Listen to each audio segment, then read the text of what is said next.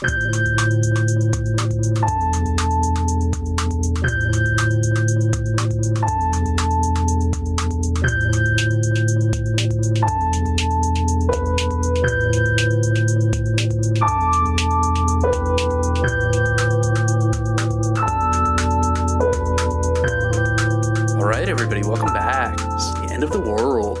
and Stu. I'm Michael. And I'm Stu. And today we are celebrating the merriest time of the year. That's right. It's our Christmas episode for our first annual tradition. An annual tradition that begins now. Yeah. The most wonderful time of the year, and we have a absolutely wonderful, some would say brilliant film, which is the 12 Disasters of Christmas. Which is exactly what the name says it is. Is very nominative determinism coded. But it's just, I can't, we don't want to stop recording this podcast for petty concerns like Christmas. Like, you're going to get 365 days. Well, no, you're not going to get 365 days. You are going to get something like 50 podcasts a year. At least. You should be very happy with that. We're very happy with it. And it's been a hell of a year. And I like to say, every year we settle down for a kind of fun Christmas episode. This is one of those years. And so I think we're going to talk a little bit before we get into this amazing movie. Our intros, we're going to talk a little less, I think, about real things. We'll try to keep the mood light, keep the spirits up. Everyone's going to have to deal with enough as is, like weighing through the holidays with family and all the tricky conversations that people at the New York Times have taught you how to deal with, how to talk to your family about politics at Christmas. Oh God, please no. If you need help, just bring up The End of the World with Michael and Stu. Yeah. So what did we want? We were going to talk about Trump has made some outrageous... The transition continues. Yeah, the parade of hits rolls on. Yeah. Donald Trump has in recent days, been kind of territory obsessed, which I think is fun because it's like making the, imperialism overt again, right? That's right. And it's also like making it overt, but like the way he talks about it is like, it's kind of making it fun too. Yeah. Well, a big obsession of his recently has been William McKinley. He announced he's going to rename Denali, the largest mountain in North America, back to Mount McKinley because, quote, he deserves it. And McKinley, of course, was the president who, I believe, the 25th president who was assassinated famously, and but also the agitator of the Spanish-American War, which led to sort of America's entry onto the world stage, which is how America came into possession of the Philippines and Puerto Rico and briefly Cuba. So Trump really wants to roll it back to that kind of vibe. Is there anything to this? I mean, it feels like a very weird use of... So we should say what it is first, right? I mean, he wants the United States to buy Greenland from Denmark. That's one. He wants to reacquire the Panama Canal by force if necessary. Yeah, and then he has been. I feel like it almost started with the Justin Trudeau stuff, the Canada stuff, as all things do and must. Yes, sort of mockingly calling him Governor Trudeau. Then sort of like, why not the 51st state? Would make a lot of sense or something like that. I like the idea of Canada just being one state. Did you see the Canadian? I think it was maybe like a UN ambassador. It was some type of Canada-America relation ambassador on the Canadian side who was asked about this, and Canada, obviously, Trudeau and stuff. It's a very weird line you have to, find when it comes to dealing with Trump being the head of the state for the biggest trading partner. Sure. That you're completely dependent on. Seems like a nightmare even. It seems like a nightmare, but it was so funny because like the one thing that they said, it was like, I forget the wording exactly, but it was like, I think at the end, I think he was joking. It feels like it was a joke. But the important thing to remember is when they met, like there was just a lot of joking back and forth. And I guess that's the one that stuck. Oh, like, boy. I like this idea, like in terms of keeping people calm about this insane utterances. It's this portrayal that Trudeau was also riffing, Oh yeah. you know, and had some zingers. Trust me, he crushed down at Mar-a-Lago. Just so happens that the one that stuck was, America annexing our nation. Did you see Trudeau went on Quebecois Hot Ones? Uh, Oh wow, no, yeah, I watched it. Unfortunately, my French is not that great, and my Quebecois French is even worse. it's non-existent. I guess I should. I could barely make out a word in the exchange. Sure. I mean, he was gnawing on some spicy wings. Perhaps that was also. Yeah, that could be a factor. Yeah, I mean, Canadian content quotient up now that I'm here for the holidays. That's right. You're back in the motherland of Canada, though. Of course, you were. The world tour continues. You were in the nature of things born in the United States, but you're our honorary.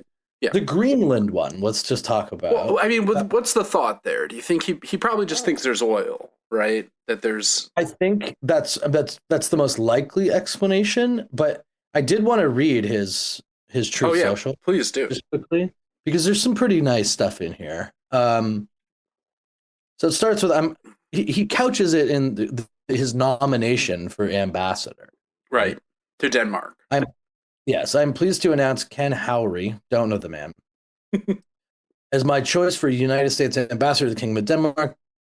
Ken is a world capitalized, renowned entrepreneur, investor, and public servant who served our nation brilliantly during my first term, capitalized as U.S. ambassador to Sweden, where he led efforts to increase defense, security, and economic cooperation between our countries. Then he reads off the resume that I guess led to this reappointment as an ambassador. Co-founder of PayPal and venture capital fund Founders Fund. So he's like a Peter Thiel guy. I mean, like a pocketbook Thiel, maybe. I've never heard of him. Have you? No, but I mean, there presumably are many such people. Yes, yeah. And Ken turned American innovation and tech leadership into global success stories. I want to read that again. Ken turned American innovation and tech leadership into global success stories. And that experience will be invaluable in representing us abroad in Denmark. Are you sure this isn't John Milton and not Trump? And then for purposes, and then he just says, he just says that about Ken. Yep. And then some weird drivel about Ken's success. And then he just says, for purposes of national security and freedom throughout the world, okay, the United States of America feels that the ownership and control of Greenland is an absolute necessity. Ken will do a wonderful job in representing the interests of the United States. Thank you, Ken, and congratulations. I mean, in a way, this is a spectacular diplomatic overture. To couch this, you know what I mean? Like in between, here's who's coming. Yep. He's a great guy, great tech guy, got some good ideas. We should own this. Good luck. Do you know what the population of Greenland is, incidentally? No.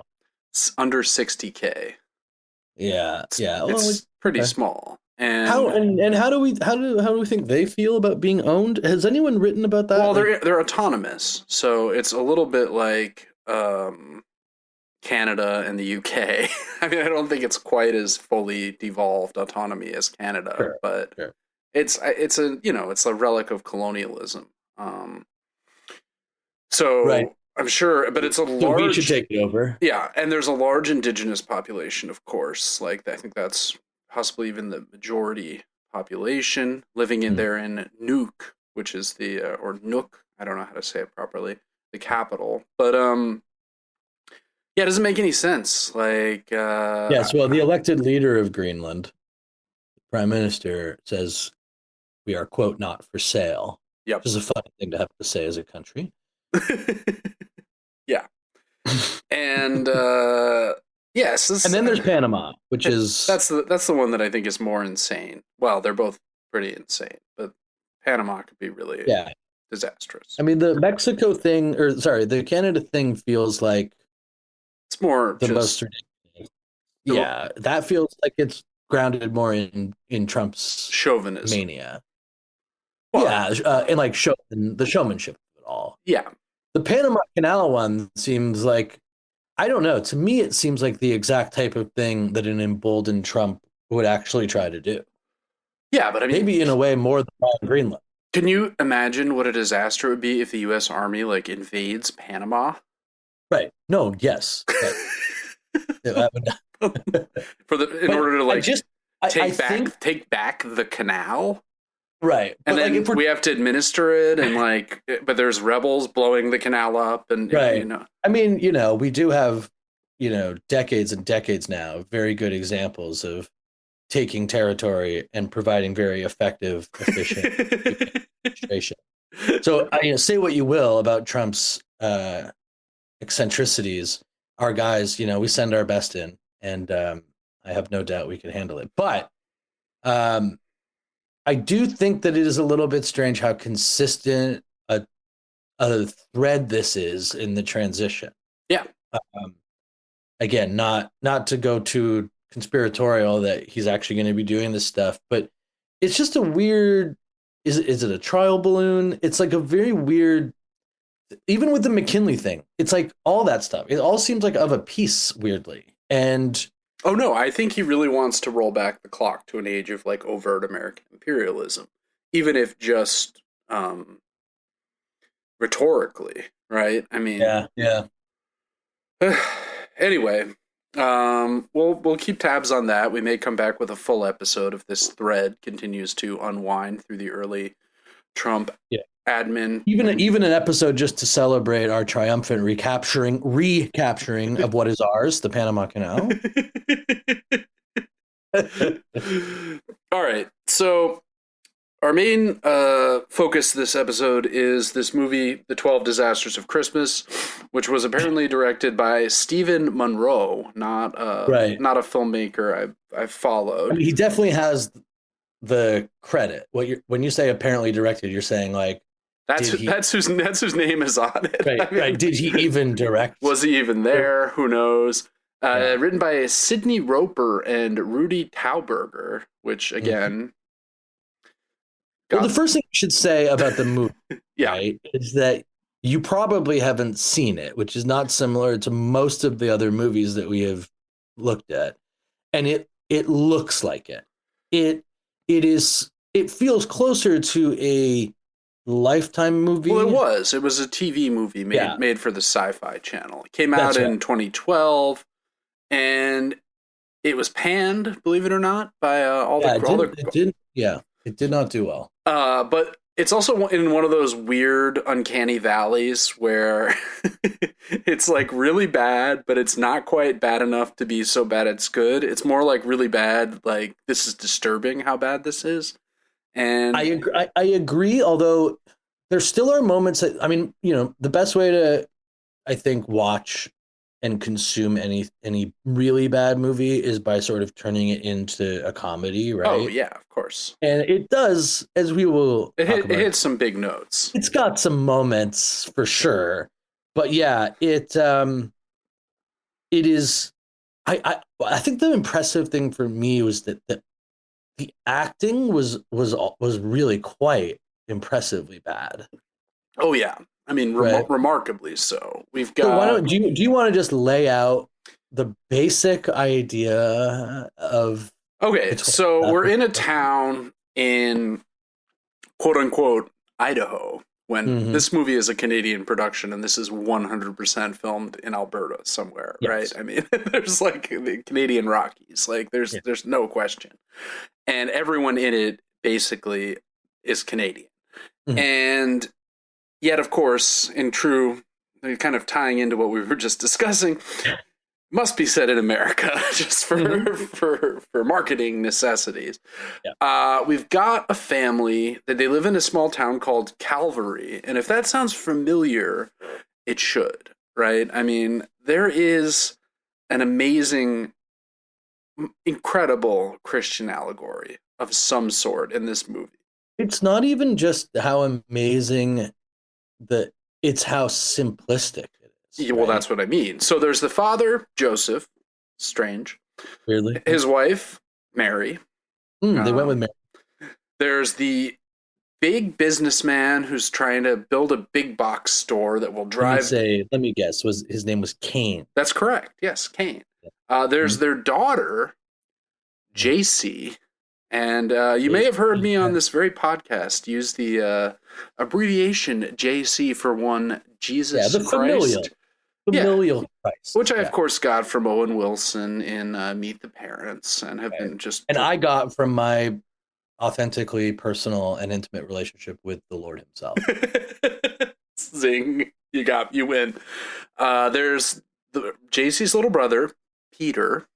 There's the town mayor, whose name is Jude, and based on guess what Jude does. Yep.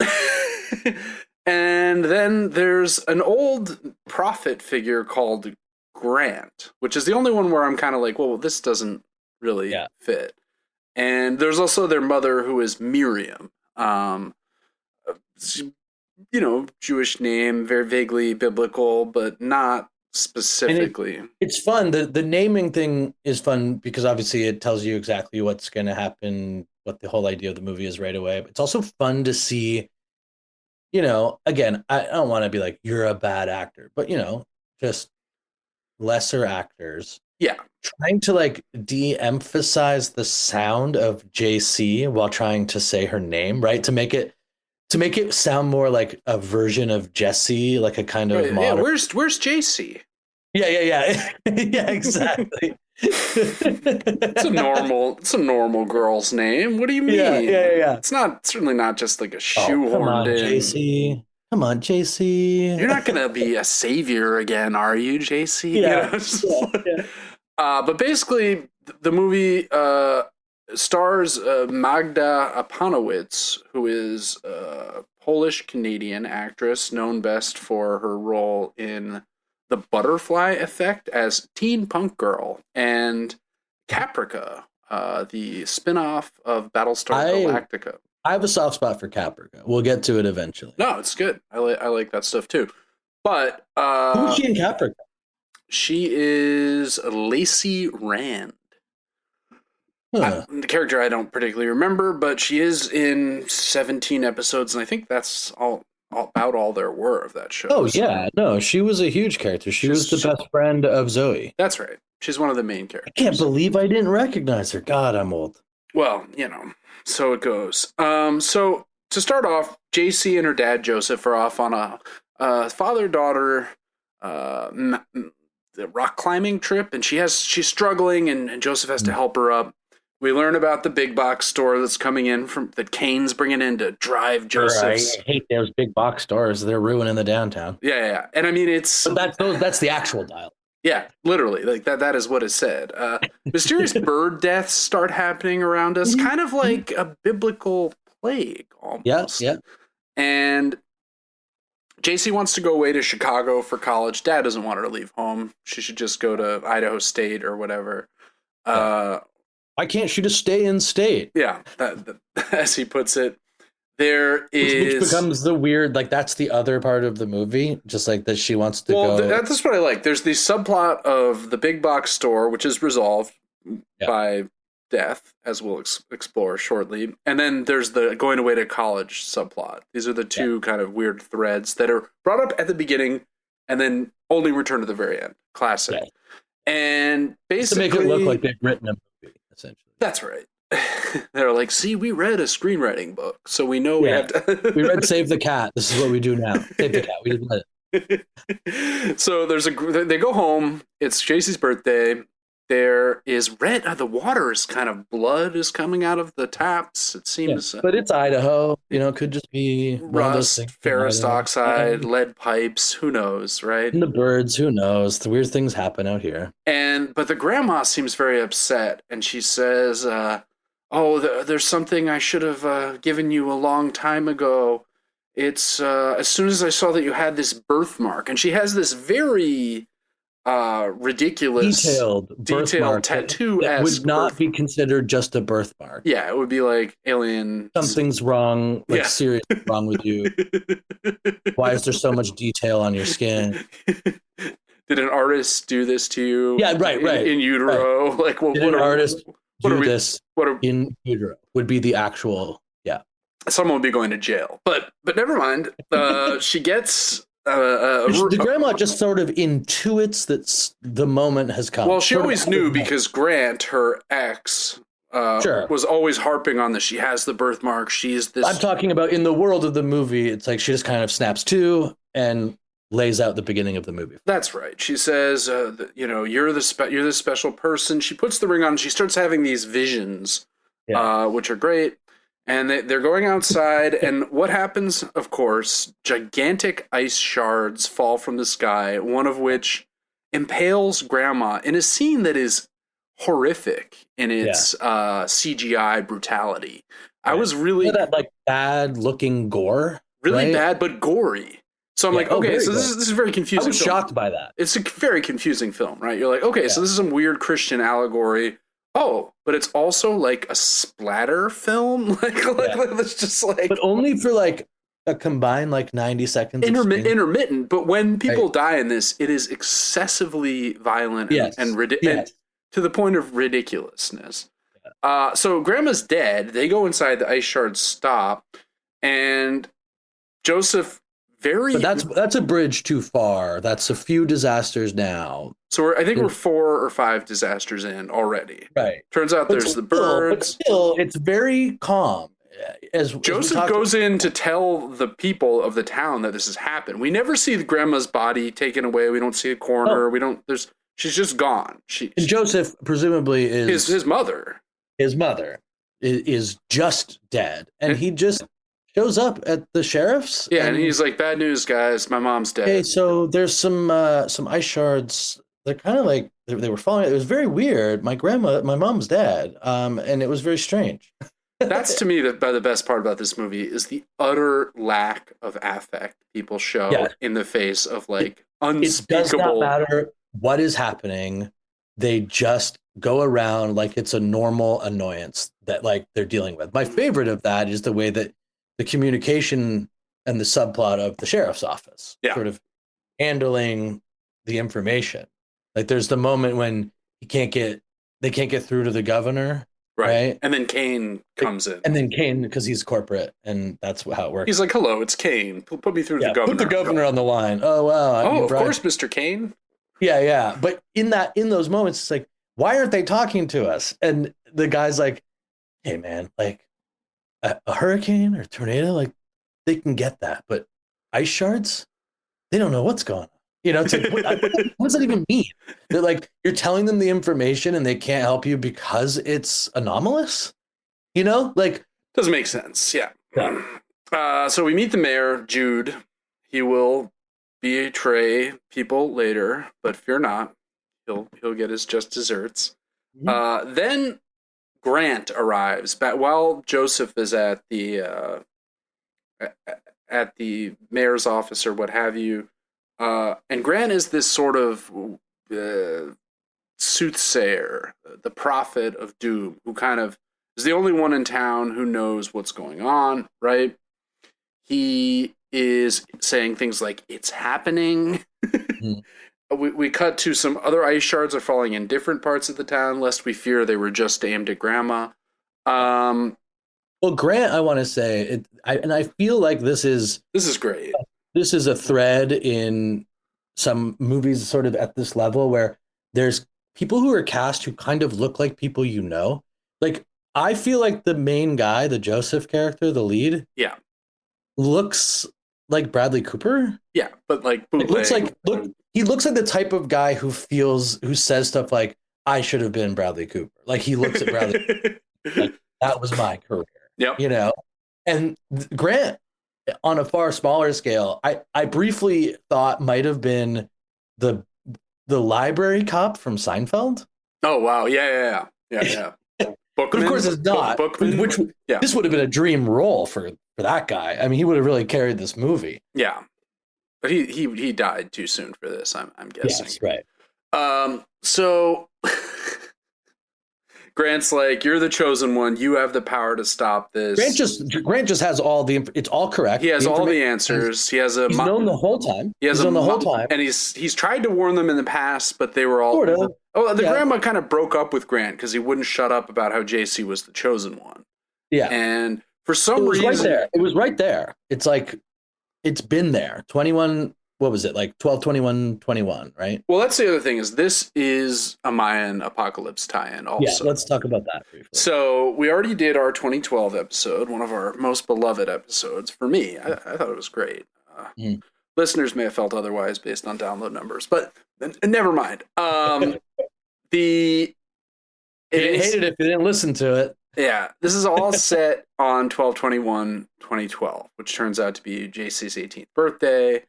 And Grant, eventually we learn, has a Mayan codex, which makes sense because what weird antiquarian bookshop? He has like a bookshop that we see. It's called like Grant's Books. There's like Grant's Rare Books. Yeah, they have a sign. The thriving rare book culture in Idaho. In rural Idaho. That we all know and love. Well, and it's like he has this Mayan codex that's like, most of them, if he did have such a book, it would be beyond invaluable, but never mind.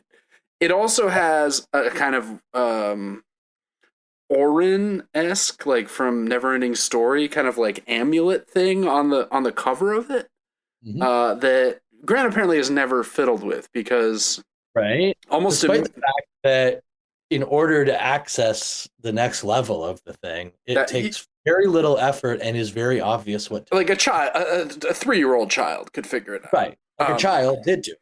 So before we get to that, though, we should mention that JC is stressed out by this and runs away, meets up with her friend, but unfortunately... She can't handle being the chosen one. Yeah. This is the refusal of the call in the hero's journey paradigm. And she meets up with her friend, and they go to a Christmas tree spot, which... They don't go to one. They are driving, and she gets...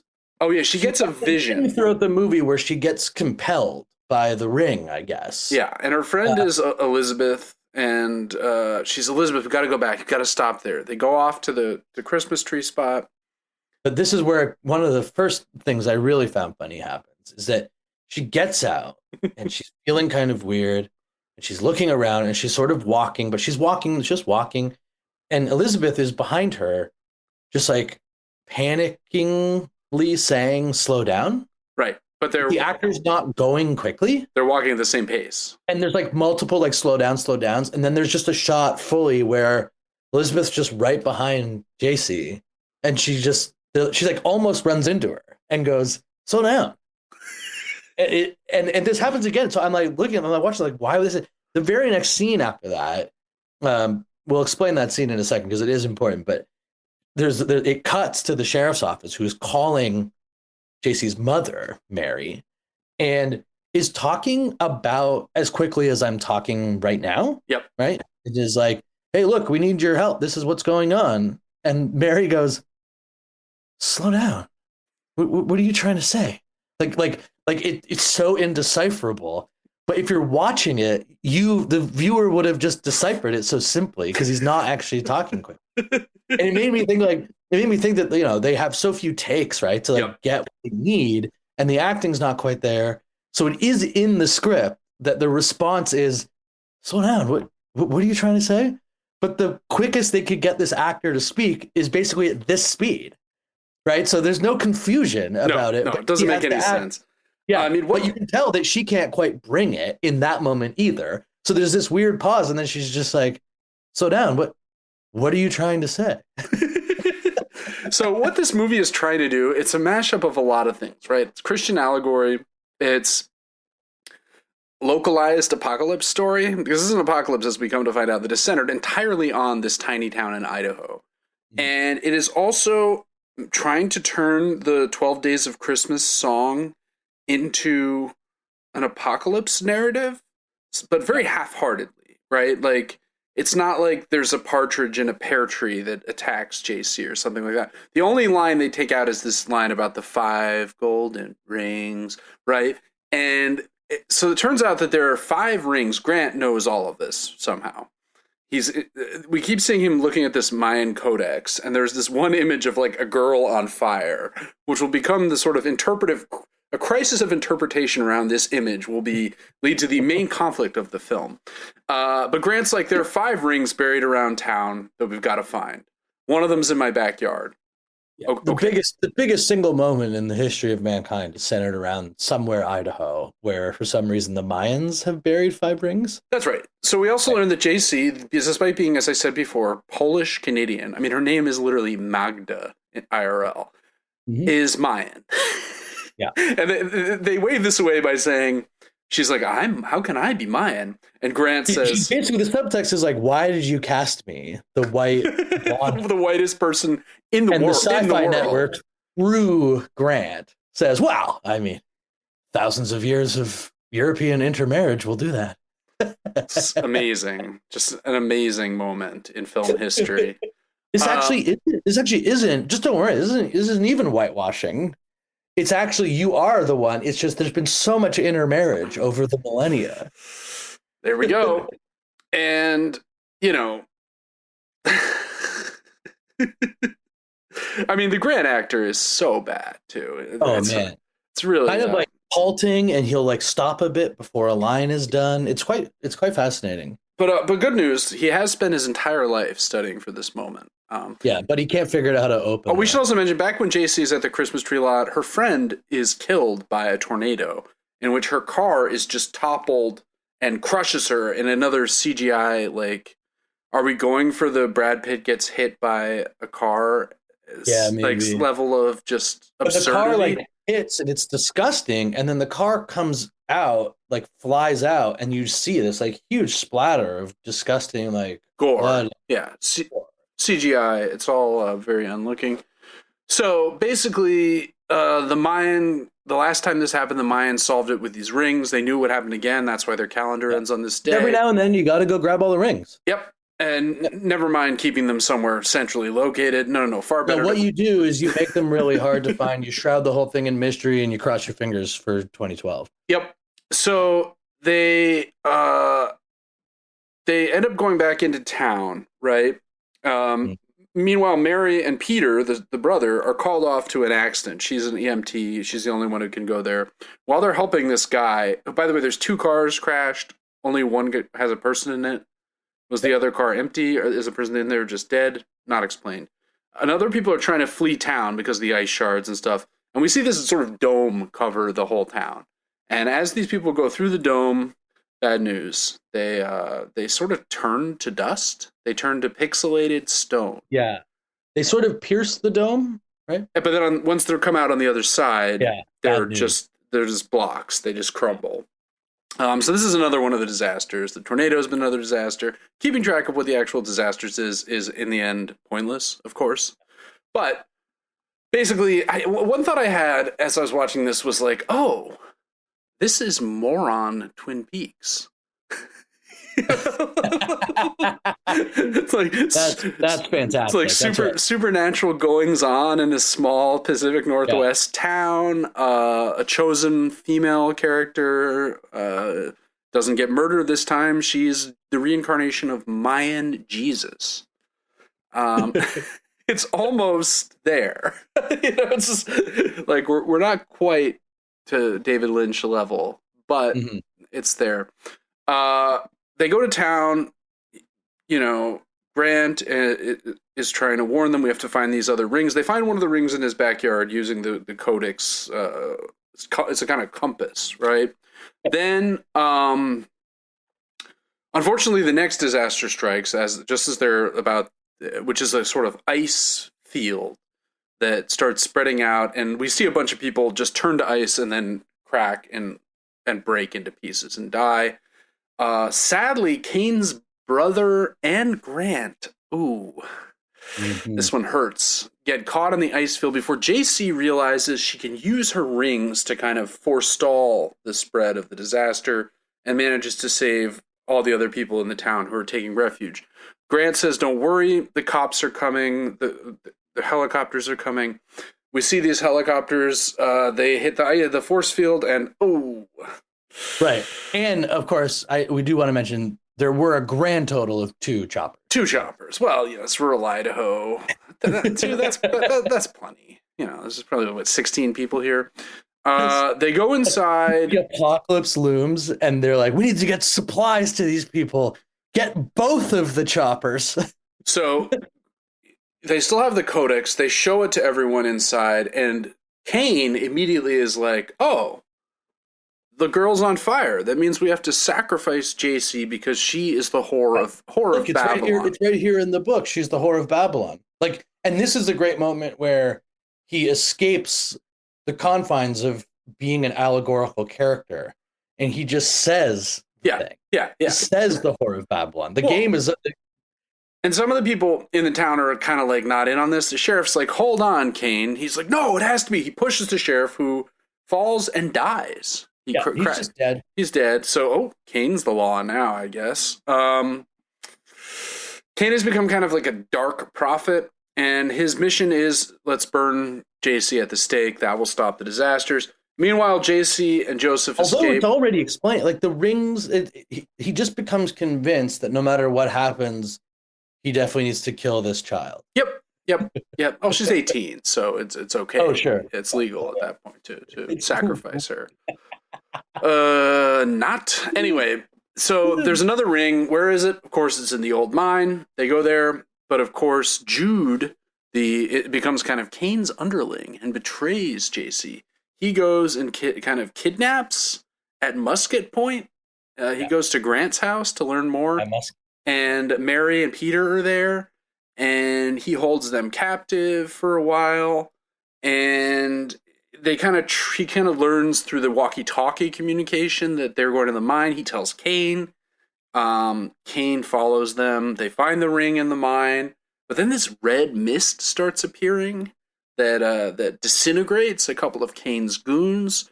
Yet another disaster. Got to get a few quick disasters. I mean, the disasters hit quick and are hitting, 12 of them. And they're hitting That's hard. A lot for a Save the Cat project. And JC gets away initially, but unfortunately, Joseph is trapped in the mine. Disaster. Kane pursues her. They arrange to meet. He's driving along with Jason. He's like, "Look, I know it's tough, but I'm just gonna have to sacrifice you. It's the only way to stop." Right, and then she gets a chance because she realizes that one of the rings is actually her dad's wedding ring. Oh, because he mistakenly took the ring that he thought was the magic ring, but and it leads to another one of my favorite moments in the movie when you're in the middle of trying to craft this Kane character as a villain, and he's decided to do this thing, and none of this is making really at this point sort of any sense. No, in any dramatic way, and he sees this and he realizes his mistake, and he goes, "Why does this have to be so difficult?" and just starts honking his car horn. And it's like, what, did you think this was going to be easy with your Mayan prophecies and your rings? Yeah, God. There's ice shards flying through the air. Don't you get it yet? There's a dome that turns people into stone, and this guy's talking like it's hard to finish his SATs and get into UCLA. Like, what?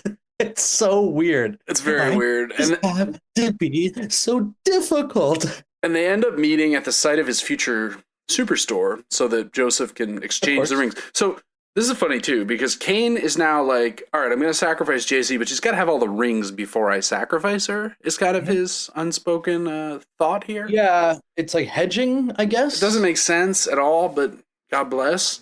So Joseph, of course, tricks Kane and drops a sandbag on his head, right, from one of the construction apparatuses, right, and they get away, and they have 4 rings, but the CGI volcanoes that ring the town, they're starting to flare up. They're they're all going to erupt simultaneously and just bury the town.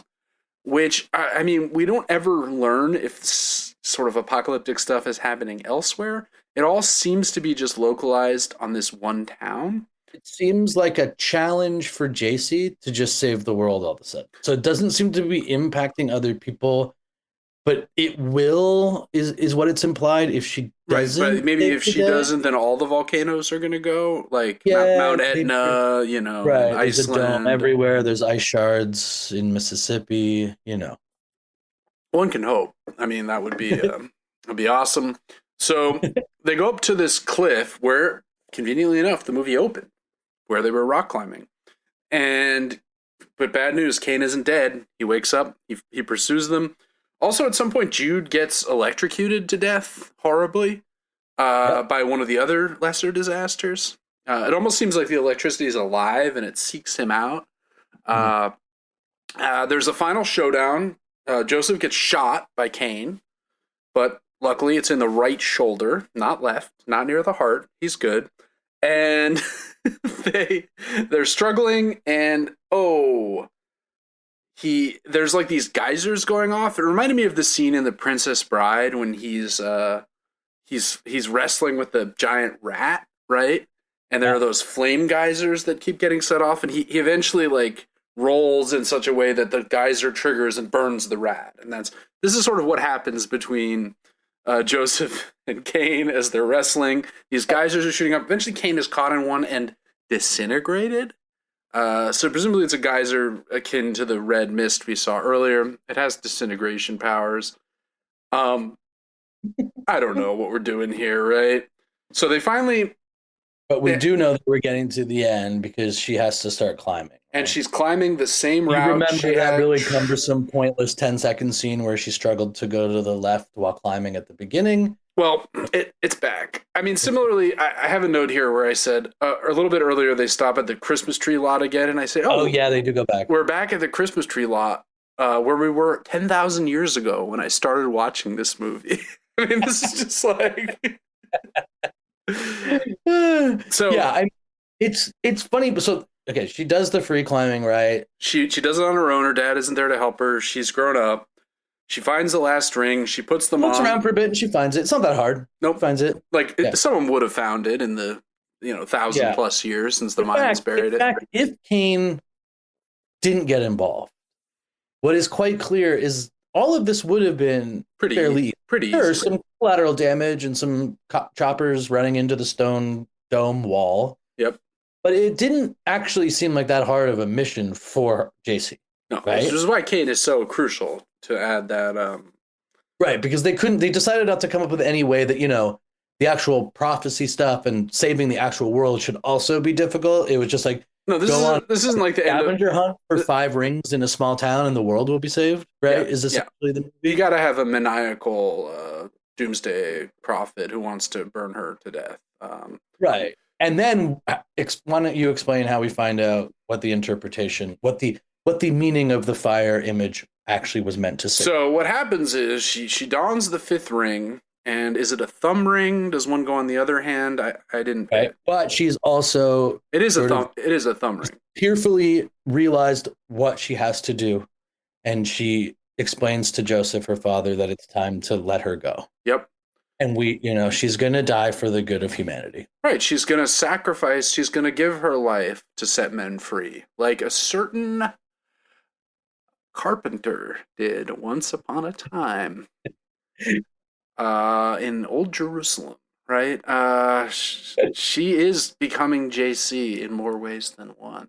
So, right. Sort of plume of fire flows out and flows through her, and then kind of goes up into the sky. And this is all the worst CGI you could possibly imagine. And her clothes are burned off. Odd choice. But she survives. We see the volcanoes in the background. They go dormant. The dome over the town dissolves. Presumably there'll be no more gigantic ice shards. She did it. Disasters. Joseph sees her. He's climbed up after her, having killed Kane. And the guy's bleeding a bit, but it's okay. He's fine. He's got a gunshot wound, but NBD. Yeah, and he's killed one person after the gunshot wound, and now he's going to take care of his daughter. He's fine. He sees her. She's naked. Conveniently, he puts his coat over her. Yeah. Thank God. He doesn't need to apply pressure to the wound or anything. No, he's good. Yeah, he's not going to bleed out from just a simple, massive gunshot wound in his shoulder.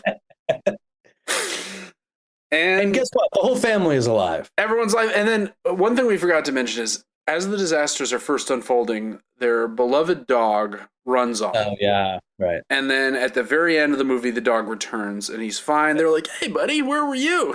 You have your own little adventure today? And what else returns but the college storyline? Yep. And the dad...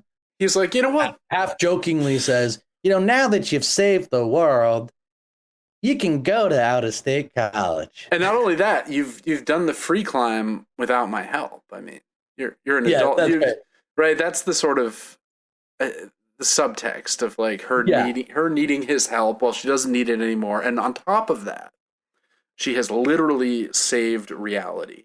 Right. At least until the next time this happens, right? But it's an interesting notion, right? That someone would be called to such a duty and respond and sort of rise to the occasion and save the world and put their body on the line. And then they would maintain the same relentless desire to attend Chicago, Chicago, Chicago, or whatever. Yeah. Like, Dad, I think there's more important. She's like, Dad, I can finally study with Milton Friedman. Dad, have you ever heard of Jesus Christ? I think that might actually be me. I don't think I care that I got into Northwestern.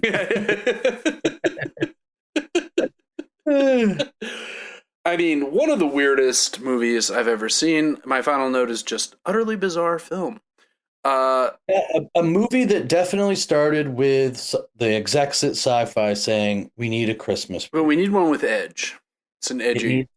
What would a Christmas movie look like on Sci-Fi? And I think probably someone said, "Oh, it'd be like the 12 Disasters of Christmas," and then they were like, "Boom, let's do it." Yeah, that's right.